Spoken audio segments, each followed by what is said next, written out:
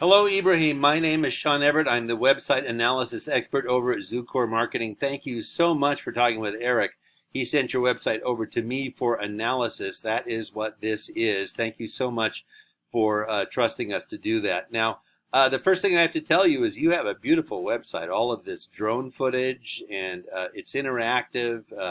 And the fact that it's green, it has a lot of appeal, I'm sure, for a lot of people. And not just the roofing, but the solar and the EV chargers that you install. You have a great website. It's like inviting somebody into your company, and it feels homey. So, but that is not why I'm here, because the aesthetics of your website are only good when somebody gets here. And I can tell you that you spent some good money on this, and your site is underperforming. It is not doing what you had the hopes it would do, which is bring you customers and bring you money.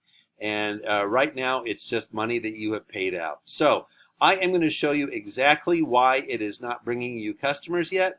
I'm going to show you how to fix that, and let's not wait another second. Now, after I look at this site, the first thing I do is I go to this paid tool that I have that gives me a lot of good information. It gives me a lot of the metrics of your site and shows me how it's been performing over the last couple months.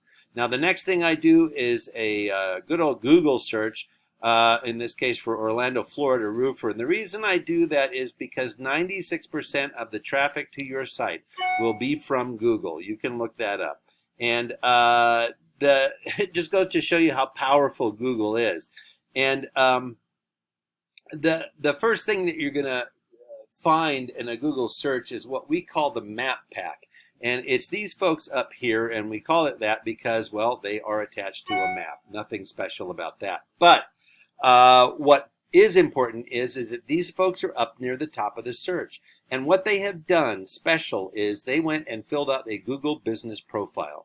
Now, the Google Business Profile asks a lot of different questions. It's not complex, but I mean, it's stuff about your business. It's about when you started your business, what your daily hours are, and it'll ask you to prove that you own the website. Probably a good fail-safe if somebody wants to mess with somebody else.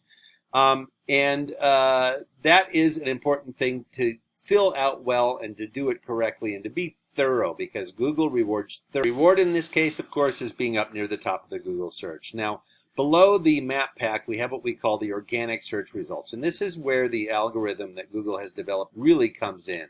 The algorithm was developed by Google to give its customers the most relevant results that it says it could. Now, relevancy to you and me, like if I'm looking for a roofer, I want somebody with a good work ethic who's going to treat my property well and use good materials. For Google, the best roofer is somebody that has a good profile, a good website. So, I know what I would rather have, but anyway, you could have the worst company in the world, and as long as you satisfy that Google algorithm, you're going to get, visitor after visitor, because you'll be up at the top of a Google search. So here's the first thing I want to do. The Janney Roofing I'm going to refer to them as your Google competitor for the purpose of this analysis. Now, I'm taking your website and I am cutting and pasting the words from it into this word counter document. Do the same with Janney here. Copy and paste. And what you will see is that they have 1,157 words and you have 231. Now, Google does prize content. Content is king at Google. And the reason is that Google wants, like I said before, their search customers to be satisfied. And they have determined that 1,500 words is the minimum amount of words that you will need to inform and teach their customers about whatever it is that that they have typed into a Google search for. So that's why when you get that big list of Google results, they are often in order by how big the site is. The more words, the better, as far as Google is concerned. Your competitor here has not reached that amount. For you to do so would put you well in the lead. It may seem like a lot to have to add 1,300 words, but it is not. It is quite simple, at least as I think about it. Now, the words that you are also putting on your site, words are not equal at Google, and they are looking for keywords. Keywords are words that Google expects you to have on your site because of your industry, because of the community that you're in, and because of the searches that people type in to find your site. Now you have 16 keywords. Your competitor has 3,200. That may seem like a lot to catch up to, but I don't even know. Let's look at what their keywords are. They might not be even in your area per se. Roofing Orlando is what they have. Orlando Roofing. Now this is going to seem like a lot of variations on a theme, and it is. And it's going to say like, well, why do I need to have this and that? Well, the algorithm does not know our language. It doesn't know the difference between company and companies. It doesn't know that those are related. It doesn't know that roofing is related to roofers or roofing company. It just doesn't know those things. It's looking for the very exact thing that it has been told to look for.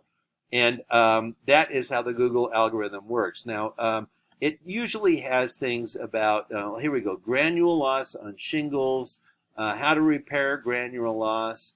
These are actual Google searches that people have done. And this is how they sort of determine what the keywords are. I know the keyword sounds, it's a little dubious because these are actual sort of phrases, but that's what we in the industry call keywords. It's this phrase here. You could call it a key phrase if you want. Metal roof versus shingles in Florida. Granular loss again. Boy, people are really interested in granular loss.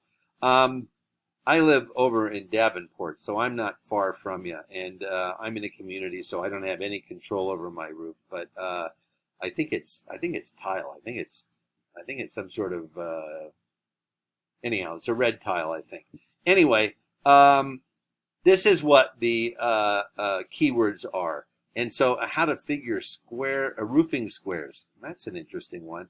These are the sorts of things that people are Googling about. And as a result, the sorts of things that you should have on your site.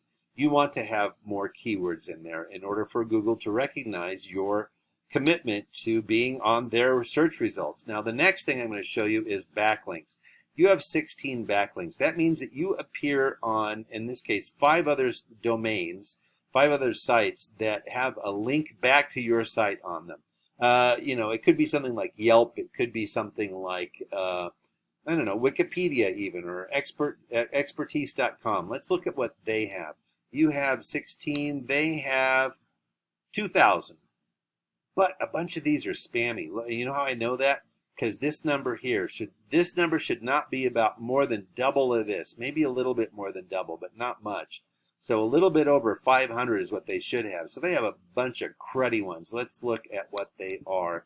Now, right up at the top, you want to have ones that are in the 70s through the 90s.